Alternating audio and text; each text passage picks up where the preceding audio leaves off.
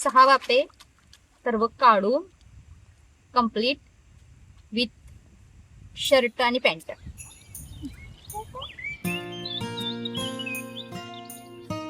एका पावसाने यंदा सगळंच गणित बदलून टाकलं.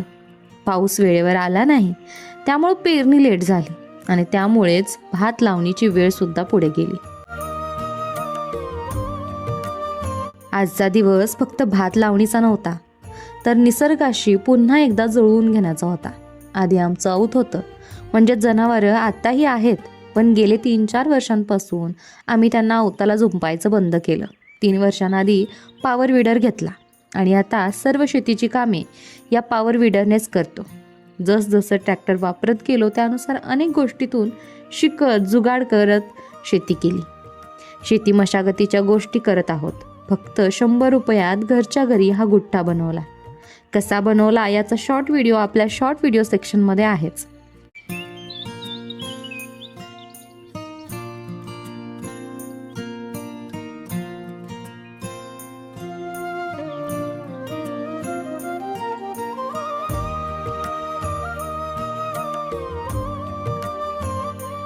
रील स्क्रोल करताना गाव शेती बघायला खूप छान वाटतं, पण प्रत्यक्ष जगताना जर यातली आवड नसेल ना तर शरीराला आणि मनाला खूप वेदना होता.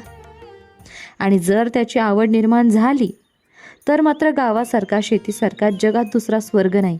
आणि तुम्हाला माहिती आहेच, स्वर्ग कसा आहे हे सांगून नाही तर अनुभूतीमधूनच समजतो.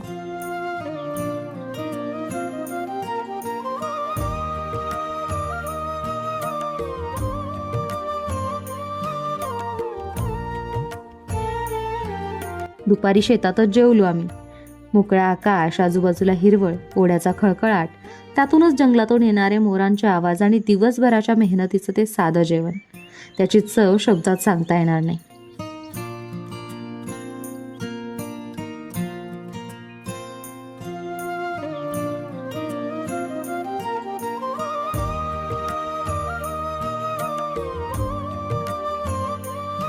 चिखलात उतरल्यानंतर मातीचा मऊपणा पायांना गुदगुल्या करतो.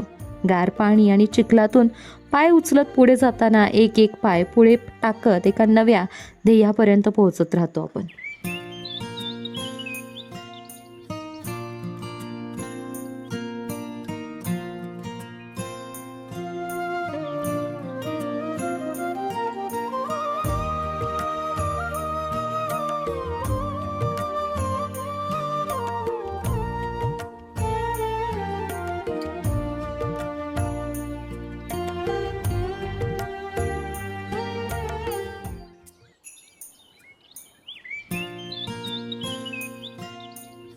संध्याकाळपर्यंत अंग पूर्ण थकून गेलं होतं.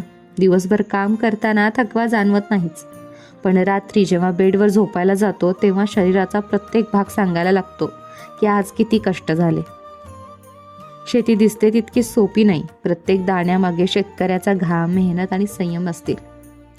पण या सगळ्या कष्टानंतर स्वतःच्या शेतात स्वतःच्या हातानं लावलेलं पीक डोलताना पाहण्याचा आनंद तो कोणत्याही पैशात विकत मिळत नाही. व्हिडिओ कसा वाटला ते कमेंटमध्ये नक्की सांगा. चॅनलवर नवीन असाल तर सबस्क्राईब करा आणि इन्स्टा पेज फॉलो करा. Bye bye.